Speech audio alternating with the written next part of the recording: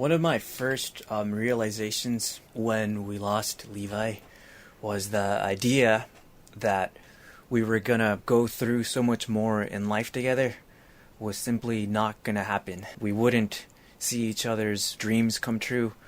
We wouldn't go through our 30s together or 40s, etc. Well, that was the first, I think, reaction that I had. The second reaction was the speechlessness, the utter helplessness against an event that is so irrevocable and permanent. I never felt as hopeless and as helpless as I did on that morning. There was nothing that I could do to change what happened. In life, there's so many things that I can do my best to change, to make amends, to make a phone call, have a personal conversation. You can nurse somebody to better health even, etc., etc. But with Levi drowning, I couldn't fix that. I couldn't undo what happened. There was nothing that I could do. It was a permanent event in time. When my mom gave me the news, I remember being so speechless that I couldn't even comfort her, because I wanted to comfort her and I couldn't even comfort her. What could I say? My mouth wouldn't even open. It was crazy.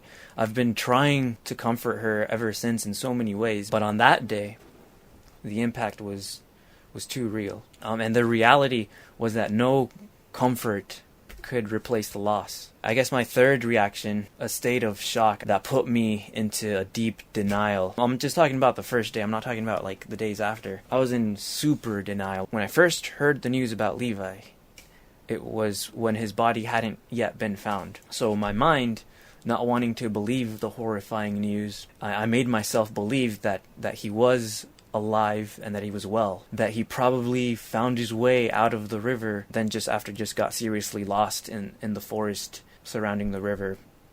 I didn't know where exactly in the river it was, so I imagined that there was a forest around it and that he probably just got lost, and since it would have been nighttime, he hadn't been able to contact anyone, so he had to spend the night in the forest.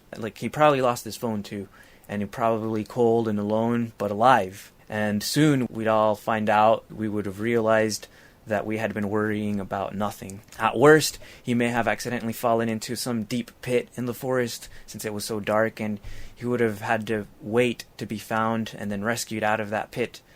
But in my mind, he was alive, and so I thought. And any moment now, I thought to myself, we'd receive the news that they'd help him out of that pit, or Levi himself would come right through the front door and just bravely say, with tons of courage, "Why were you guys even worried? I was fine. I was lost in the woods. You guys worry too much," because that was his attitude.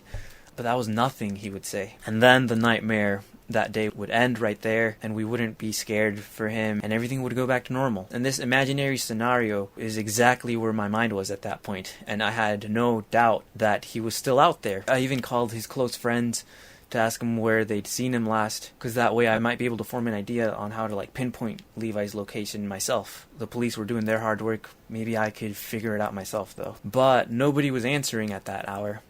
My mom and I were still the only ones at home. We didn't have an influx of visitors just yet at that point. And we were both, my mom and I, in this mental state where we were still wondering where he might be. But then a second officer came, just from the slow way that he was walking up to us and the somber way that he greeted us. It was clear that it wasn't going to be good news. As much as I wanted everything to go back to normal, it never has after that day.